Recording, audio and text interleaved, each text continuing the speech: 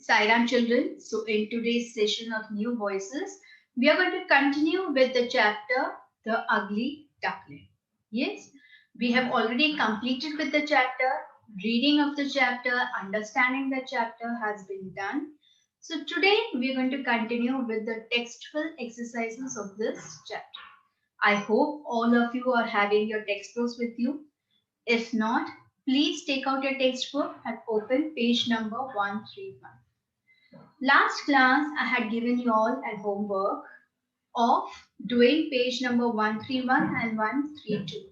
That is, complete the paragraph and the opposites. I hope you all have done it. So let us see what the answers can be and whether what you have done is correct. Okay. Now, the exercise on page 131 was complete these paragraphs in your own words. We have read the lesson, we have understood the story, right? Now we are going to write the story of this lesson in our own words, in a paragraph. This is already being done here. Only there are certain blanks over here. We have to fill in the blanks to complete the story. Okay. So let us see what the answers would be. Once upon a time, on a farm, a mother duck lay a new batch of eggs. The last egg took dash. The last egg took, yes, longer time to hatch. Isn't it?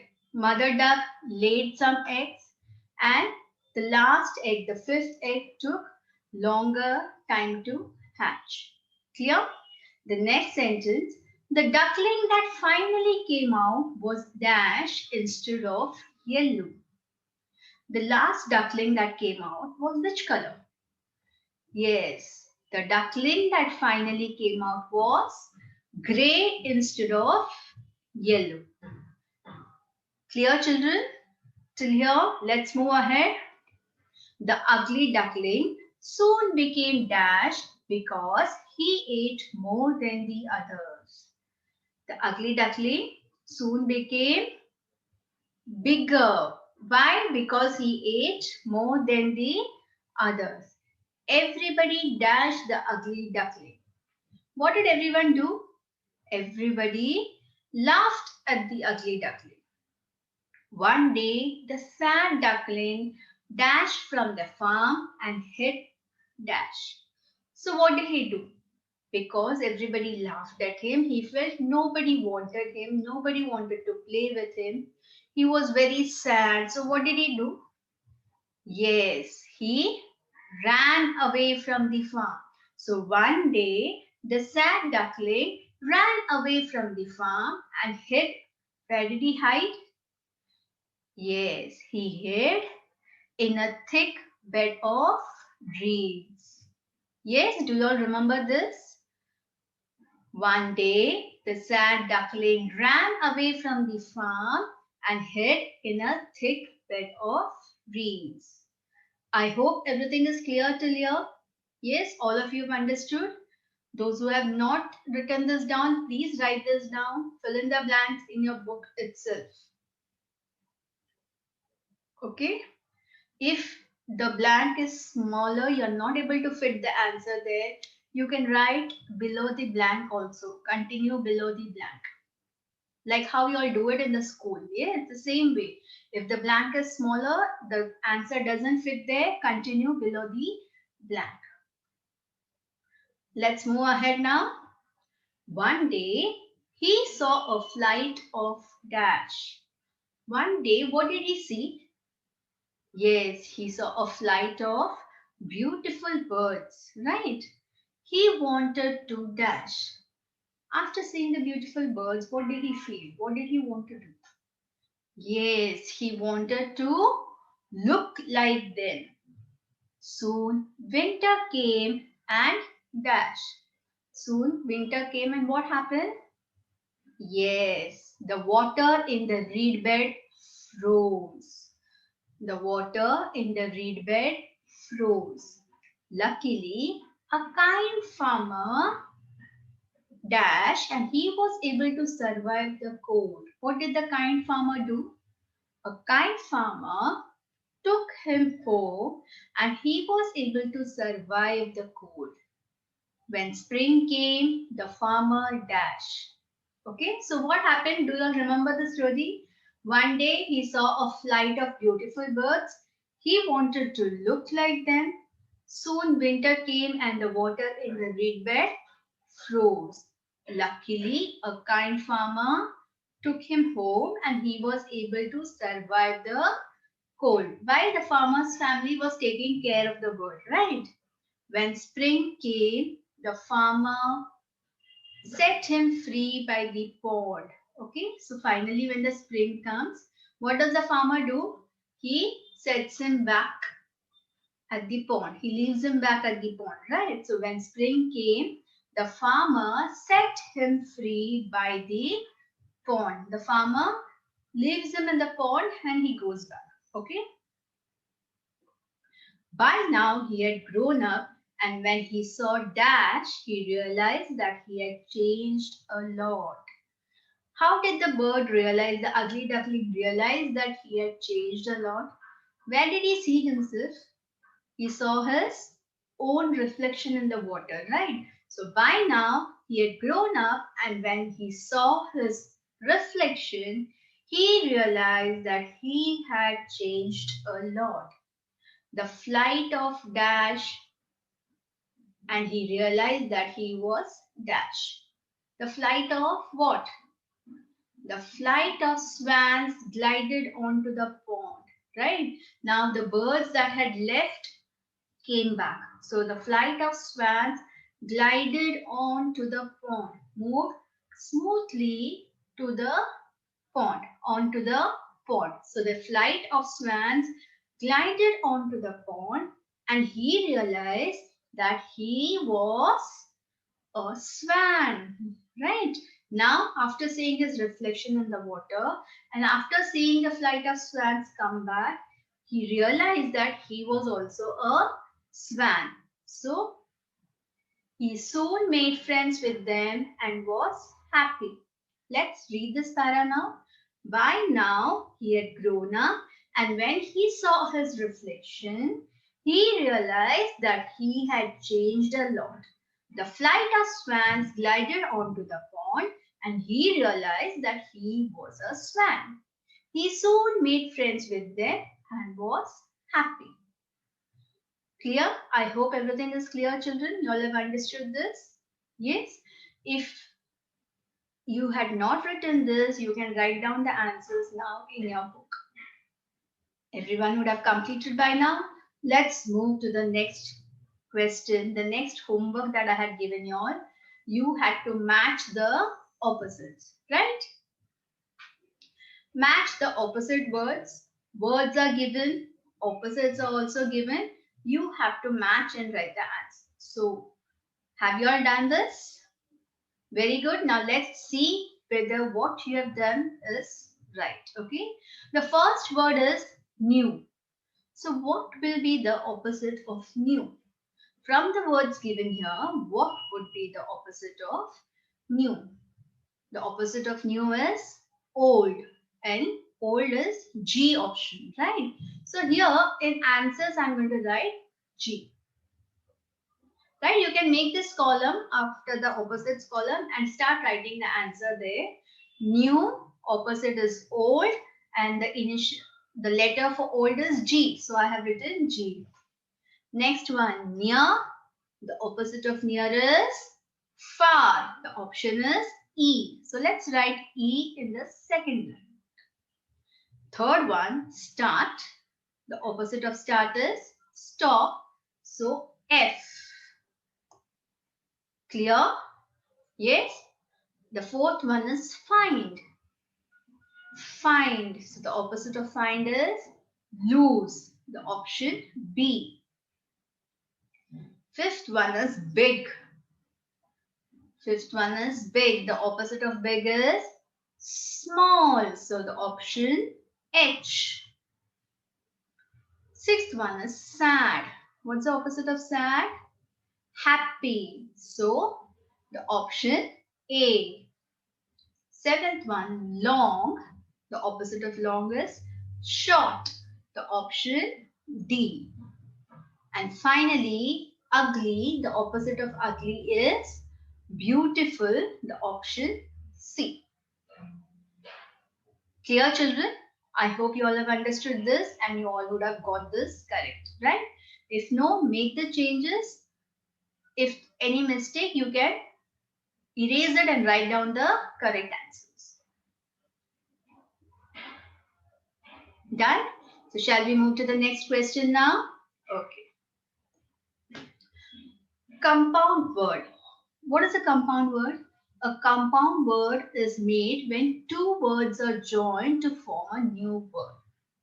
For example, every plus one becomes everyone. Right? When two different words, we are joining them to form one big word. That new word is known as a compound word. Okay? When two words are joined to form a new word or one big word, that new word is known as a compound word. Okay? Now let's see. The meaning of a compound word is entirely different from the meanings of its component words. The two words that we have joined are known as component words, and the meaning of the component words is quite different from the meaning of the compound word. For example, sun plus day. Here sun and day are component words. Sun means the sun, the star sun, and day means any day. But when I'm joining them, sun plus day, it becomes Sunday. And Sunday is a day of the week, right? It's a name. And we have learned in our grammar that Sunday, since it's a name of the day of a week, the first letter has to be capital. So hence I have written S as capital, right? So sun, meaning is different. Day, the meaning is different. But when I'm joining them and forming a new word, Sunday, the meaning is completely different, right? One more, grand plus mother. When I'm joining them, it becomes grandmother. Yes, grand plus mother. When you join them, the word becomes grandmother. So when we join two words, two component words to form a new word, that new word is known as a compound word. Clear? Now let's do some exercise here.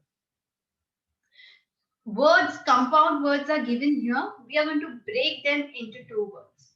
Break up these compound words into two words. Okay? Dog, house. This is the compound word. Now we have to break them into two words. So dog, house will become dog plus house. Dog plus house. Clear? Next one, playground. Playground. Now we have to break up this into two words. So playground will become play plus ground. Playground will become play plus ground. Yes? Play plus ground. Clear, children? Let's move to the next one. Sunflower. Sunflower. So I can break this into sun plus flower. Sun plus flower. Fingernail. Finger plus nail. Finger plus nail. Clear? And the last one, basketball, can be broken into basket plus ball. Basket plus ball. Okay? Sunflower becomes sun plus flower. Fingernail will be finger plus nail. Basketball will be basket plus ball. Clear, children? I hope you all have followed this. Yes, when two words are put together to form a new word, that new word is known as compound word. Okay. Now, after this, there's an exercise where you have to form 10 compound words. Okay, different words Not these 5, don't include these 5 in them. You have to find out 10 new compound words and show their component words also, right? You have to write the entire thing like sunflower is equal to sun plus flower. Like this, you have to find out 10 words and write down in the blanks given in your book. Clear? So let's move to the next exercise now. Articles. We have learned articles in grammar, right? We have learned that there are 5 vowels. Which are these vowels? A, E, I, O, U. Right? These 5 are the vowels and the remaining letters are known as consonants. A is used with words beginning with consonants or consonant sounds. Right? Whenever a word begins with a consonant or consonant sounds, then we use a before that word. Right? For example, a coat, a bat, a rat, etc. The same way, if words begin with vowels or vowel sound, then we use a and an before that word. Right? An is used with words beginning with vowels or vowel sounds. We have learned this many times. We have learned this in grammar also in our previous classes also, right? So examples of vowel sounds are an aeroplane, an onion, an umbrella, an hour, an honor. Okay, here H is the first letter of the word, but we have used an. Why? Because the sound here is R. And R. The sound H is silent over here and the sound of vowel O comes here. That is the reason we have used A and R, and honor, right? Why? Because H is silent and the sound of O is heard here. Clear, children? So you have to pay attention to vowel sounds. Okay, now let's solve an exercise here. We have to write a or an before each word. Okay, we have to write a or an before each word. First one is orange. So what will come before orange? Very good. A and an orange, right? Because here it's a vowel sound. An orange. Let's see the second one. Carrot. Yes, a carrot. A carrot. Let's go to the third one. Egg. Very good. An egg. An egg. The fourth one. A flower. A flower. Engine. The fifth one is engine. An engine. An engine. And the sixth one again. Dog. So it is not a vowel, it's a consonant. So a dog. Next one, ink pot. An ink pot. Yes, an ink pot. The eighth one, urn. U-R-N, urn. The sound of a vowel U is heard here. So an urn. Clear? The next one, apricot. An apricot. Okay, the next word here is euro. E-U-R-O, euro. So the first letter here is E. Correct? But the sound of E here is that of U. Y-O-U-U. Euro. Right? What are we saying? Euro. So the sound of E here is that of U. Y-O-U-U. So it is not a vowel sound. It is a consonant sound. Clear, children? Even though the first letter here is E, the sound is that of Y-O-U-U. So it is not a vowel sound. It is a consonant sound. So we will write A over here. A euro. Clear?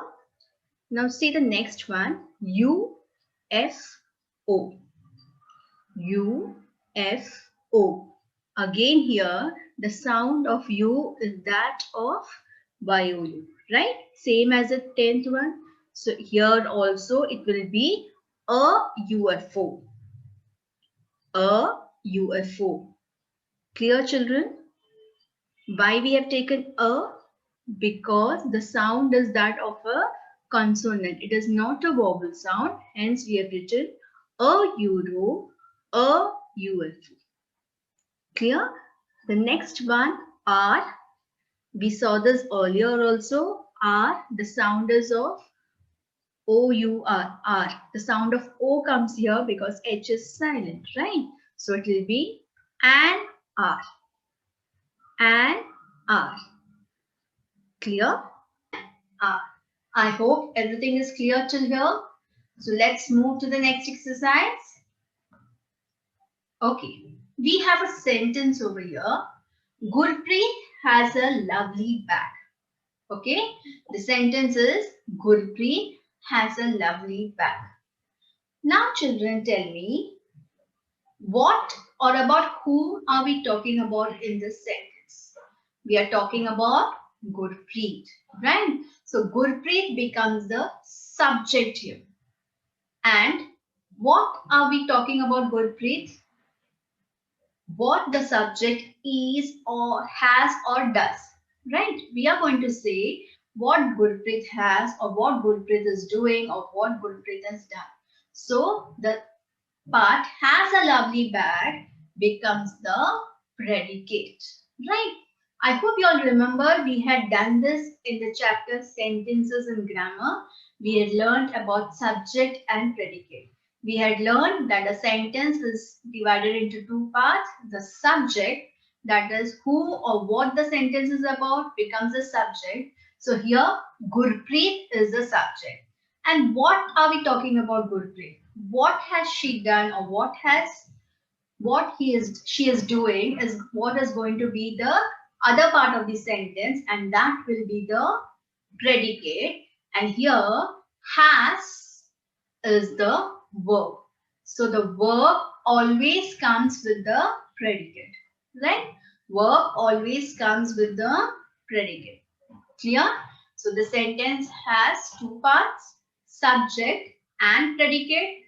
Subject is who or what the sentence is about, and the predicate tells us what we are talking about the subject. And the verb always comes with the predicate. Clear? Now let's see some sentences here. Underline the subjects and circle the predicates in these sentences. Okay? We are going to underline the subject here and we'll circle the predicate in the sentence. The cow is grazing. The cow is grazing. Who is grazing? The cow. So the cow is the subject here. And what is the cow doing? Is grazing. So is grazing becomes the predicate. Clear?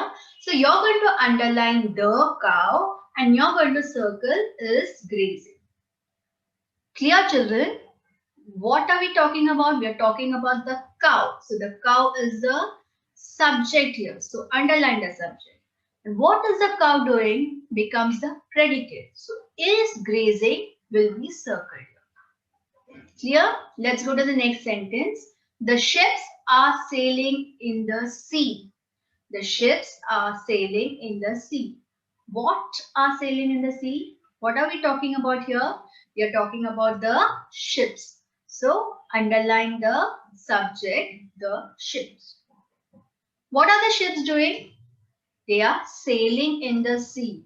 So are sailing in the sea becomes the predicate. So we'll circle are sailing in the sea. Clear, children? Let's see the next example. Mother has made a tasty dish. Mother has made a tasty dish. Who has made a tasty dish? Mother. So mother becomes the subject here. What has mother made?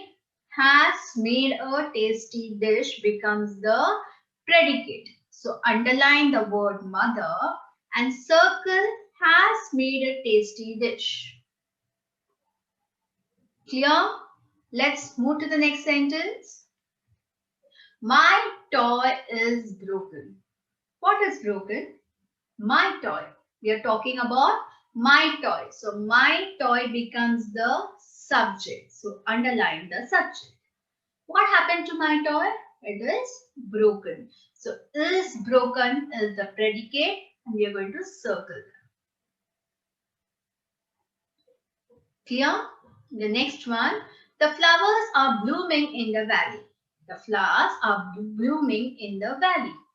So what are we talking about here? We are talking about the flowers. So they are the subject. Underline them. The flowers. What happened to the flowers?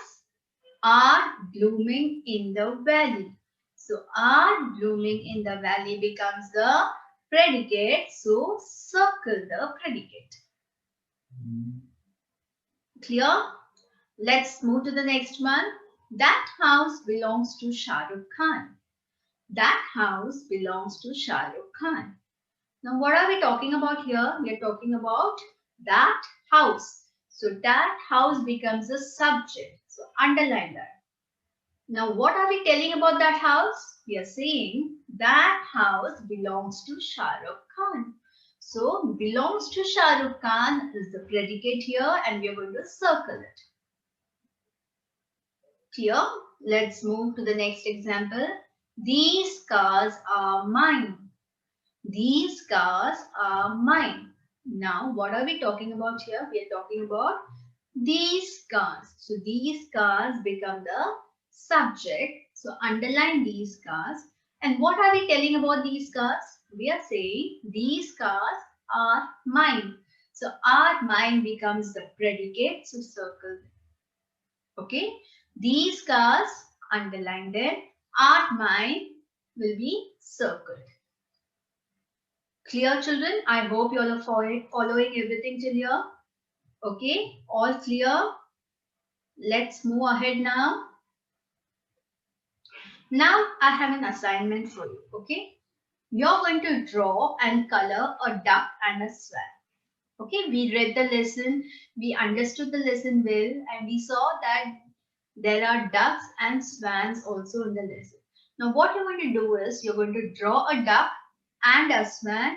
You're going to color them also and then you're going to write down the differences between ducks and the swans. Okay, we saw some differences here that a swan has got a long slender neck whereas a duck doesn't have a long neck, right? The young ones of a swan are grey in color. The young ones of a duck are yellow in color, right? Same way, there are many more differences between the two of them, which you are going to write down in your book. Okay. Now, some of the differences you can write based on the features of ducks and swans, the color of feathers, their eyes, their beak, their wings, their legs, food preferences, habitat, names of the male, female, and the young one, and their behavior. Okay. Sorry. So based on these, you have to write down the differences between both the swans and the ducks. You also have to draw them and color them. Clear, children? Okay, so let's stop here for today and I hope you all will complete your homework. Okay, bye. Sai Ram.